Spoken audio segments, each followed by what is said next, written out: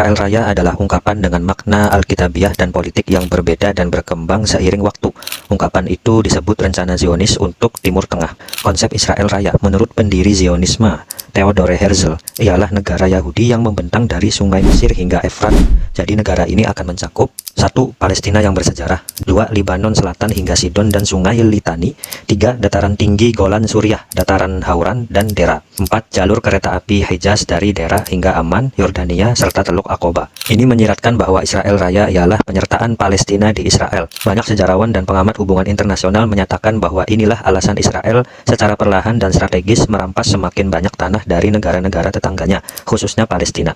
Sementara banyak Zionis lain juga mengatakan bahwa Israel Raya mencakup tanah dari Sungai Nil di barat hingga Sungai Efrat di timur yang meliputi Palestina, Libanon, Suriah Barat, dan Turki Selatan. Akan tetapi penting juga untuk diingat bahwa rancangan Israel Raya mungkin tidak sepenuhnya merupakan proyek Zionis untuk Timur Tengah. Banyak pakar dan akademisi baru-baru ini menyatakan bahwa rancangan tersebut merupakan bagian integral dari kebijakan luar negeri Amerika Serikat yang bertujuan memperluas hegemoni Amerika Serikat ke Timur Tengah serta memecah belah Timur Tengah. Kebijakan semacam itu yang ditempuh Amerika Serikat di kawasan tersebut sejalan dengan rencana Yinon. Rencana ini merupakan strategi Israel untuk memastikan keunggulan regional. Rencana ini merupakan kelanjutan dari taktik sebelumnya yang digunakan Inggris di Timur Tengah. Sesuai dengan rencana Yinon, Israel perlu mengonfigurasi ulang lingkungan geopolitiknya melalui balkanisasi negara-negara Arab di sekitarnya yang mengubahnya menjadi negara-negara yang lebih kecil dan lebih lemah. Kabar ini menunjukkan tanah perjanjian menurut tautan Alkitab. Mengapa Israel Raya tidak dapat diterima? Reaksi dari umat Islam. Dalam laporan PBB pada 2017,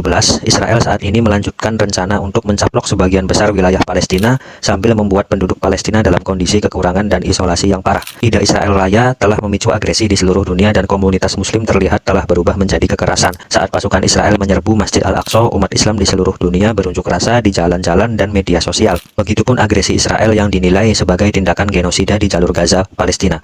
Protes muncul di berbagai negara seperti Jerman, London, Australia, dan India. Alasan reaksi muslim terhadap Israel Raya. 1. Banyak negara muslim menganggap negara Israel dan ideologi Zionis sebagai upaya menjajah tanah mereka. 2. Mereka juga mengetahui tentang kepentingan pribadi negara-negara dunia pertama barat seperti Amerika Serikat, Inggris, Prancis, dan lain-lain, dan menganggap Israel sebagai penemuan baru para penjajah di jantung negara-negara Arab. 3. Orang-orang Palestina diusir secara tidak sah dari tanah mereka yang juga membuat marah negara-negara muslim. 4. Para penganut Islam berpandangan bahwa Israel tidak hanya diciptakan untuk menduduki tanah mereka di wilayah Arab, tapi juga membentuk Israel Raya sebagai impian yang lebih luas. 5. Ada juga hubungan keagamaan antara orang Palestina dan Muslim. Hal ini disebabkan oleh keberadaan Baitul Maqdis. Bagi para penganut Islam, itu kiblat pertama mereka sebelum Nabi Muhammad SAW sholat menghadap ke arah Ka'bah. 6. Dipercaya juga bahwa sebelum melakukan perjalanan Isra Mi'raj, Nabi Muhammad SAW memimpin sebanyak 124.000 nabi bersamanya ke tempat ini. Inilah sebabnya umat muslim di seluruh dunia terhubung dengan orang-orang Palestina.